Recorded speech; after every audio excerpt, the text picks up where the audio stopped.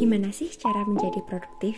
Itu adalah salah satu pertanyaan yang paling sering aku dapat sejak awal kuliah. Mungkin karena teman-teman pada ngelihat aku yang dulunya part-time sambil kuliah, terus sekarang ngelihat aku full-time, skripsi, blog, dan volunteer dan freelance, tapi masih happy-happy. Menurutku menjadi produktif itu nggak hanya soal mengatur waktu, karena itu hanya salah satu faktor.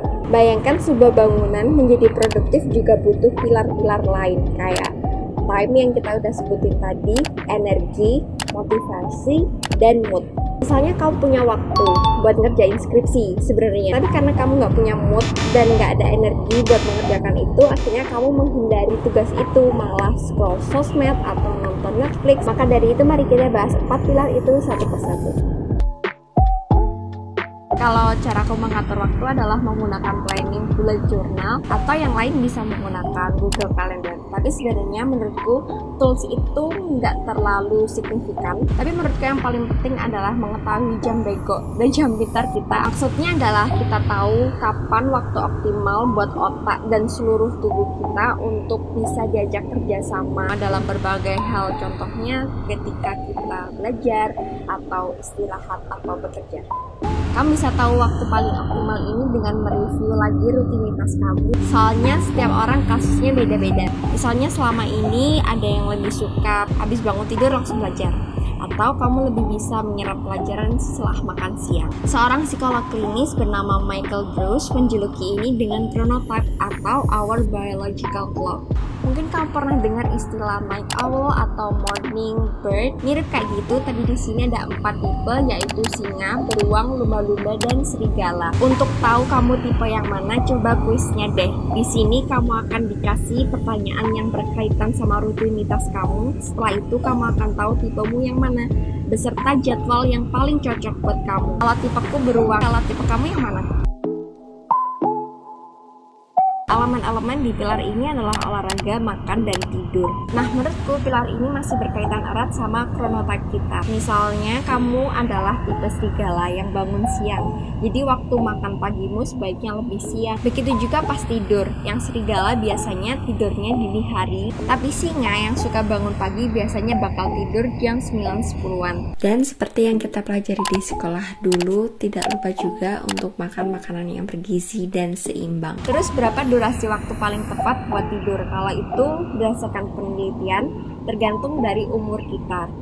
Kalau misalnya kamu seumuran kayak aku, umur 20-an, young adult, sebaiknya paling enggak 7 jam. Untuk elemen olahraga juga tergantung dari jam makan kamu yang mana masih merefleksikan chronotype. Apakah kamu suka berolahraga sebelum makan atau sesudah makan dengan selisih waktu 30-60 menit. Kalau soal pilar produktivitas yang satu ini, aku menggunakan tips dari salah satu buku berjudul Awaken the Giant Within. Dalam buku ini, cara meningkatkan motivasi adalah dengan mengaitkan to-do list atau goals kita sama pain and pleasure. Misal, aku punya goals ngerjain skripsi. Kalau aku kaitkan sama pain, aku mikir kalau skripsiku nggak selesai semester ini, aku harus lanjut semester depan yang otomatis harus bayar UKT lagi yang berjuta-juta. Terus aku bikin pleasureku sendiri juga. Aku janji sama diriku sendiri kalau aku bakal boleh main The Sims ketika skripsiku selesai. Jadi sejenis rewards. Kamu juga bisa memperhatikan metode pain and pleasure ini dalam daily goals kamu. Misalnya kamu punya tugas yang perlu dicicil hari itu, buat pleasuremu dengan nonton film setelah ngerjain tugas. Atau bikin pain kalau misalnya kamu nggak ngerjain ini, kamu harus ngerjain besok yang mana mepet deadline dan ngerjain buru-buru, biasanya nilainya jelek terus nggak lulus kelas. Masih dalam buku Awaken the Giant Within tadi, kalau misalnya moodmu lagi mager atau lagi jelek, lakukan hal yang sebaliknya, kayak loncat-loncat atau dance a little bit. Kalau berdasarkan LinkedIn yang belum punya buku sendiri, salah satu cara untuk menaikkan mood adalah dengan taking break periodically.